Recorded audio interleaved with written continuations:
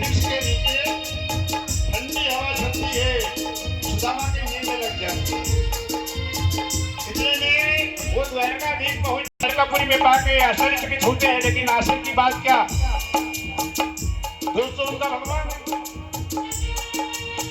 उठते हैं, पैदल चलते द्वारकाधीश के महल के सामने पहुंच गए। बड़ी अटारी देखते हैं वो, वहां द्वारपाल विराजमान है। द्वारपालों से कहते हैं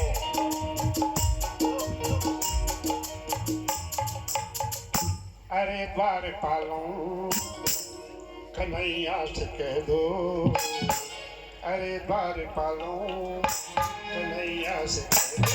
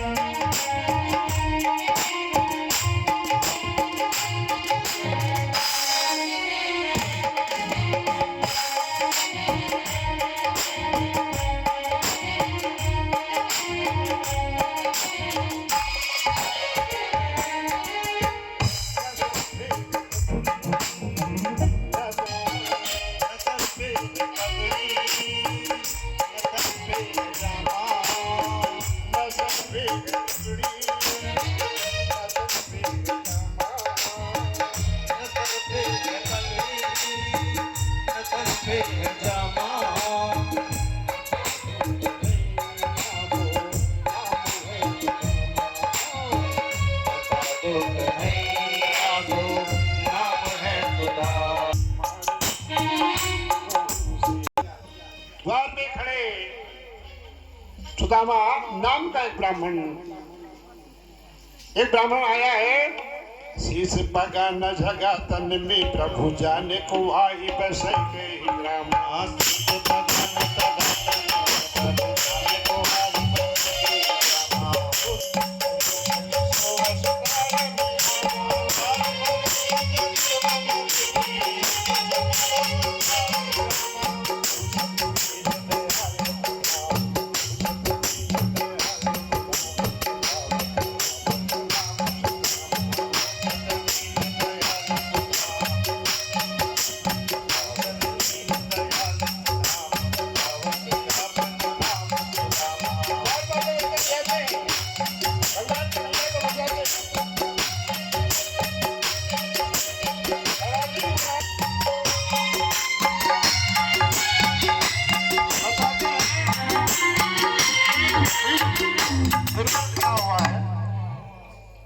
धोती पहना हुआ।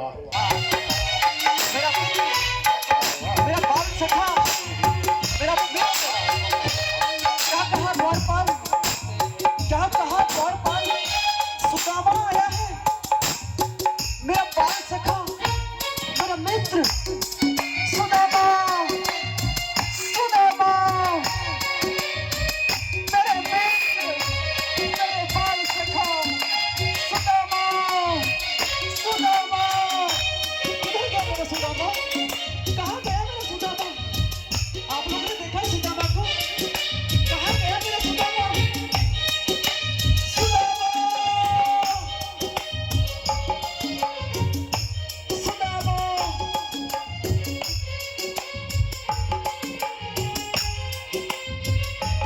कहाँ गया मेरा मित्र? सुदामा, सुदामा।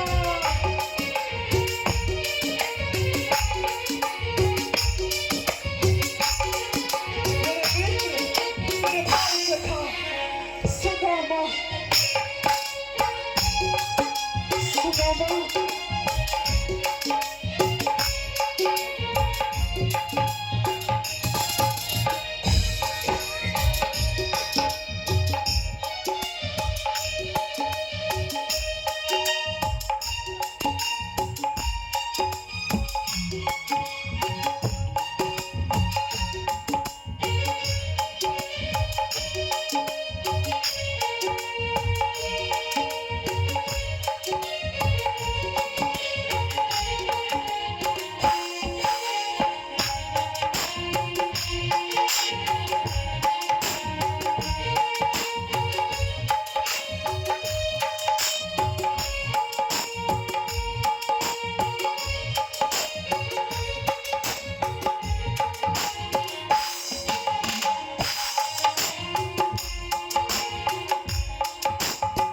सुनते ही दौड़े चले आए मोहन।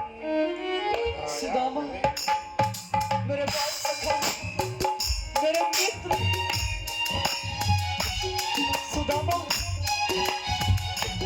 सुदामा, मेरे मित्र, मेरे बाल सखा सुदामा, सुदामा, मेरे मित्र, मेरे बाल सखा सुदामा, सुदामा, सुदामा।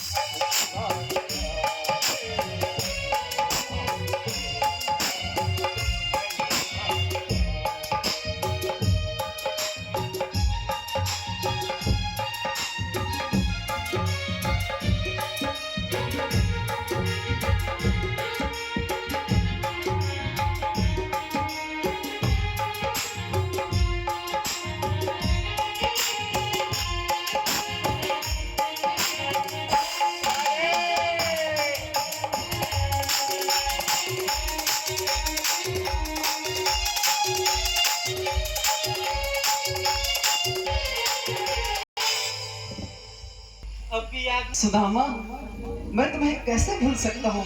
तुम तो मेरे बाल सखा हो, बाल मित्र हो सुदामा। मेरे मित्र, तुमने तो मेरा मान ही बढ़ा दिया मित्र, मेरा मान ही बढ़ा। सुदामा, सुदामा, सुदामा। बराबर पे अपने सुदामा बिठाए।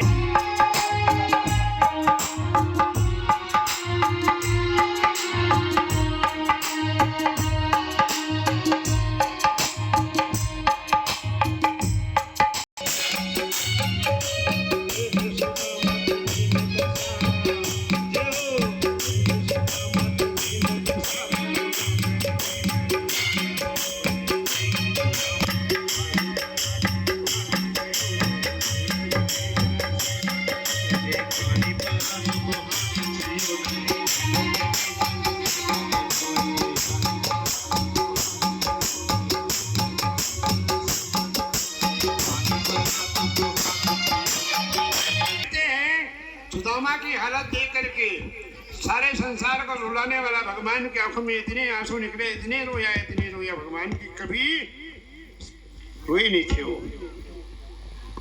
क्यों रोए? जितना राधा रोई रोई, जितना राधा रोई रोई कान्हा के लिए,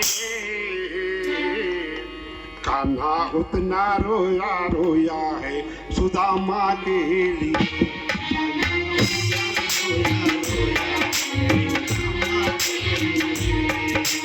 जितना राधा रोई रोई कान्हा के लिए, जितना राधा रोई रोई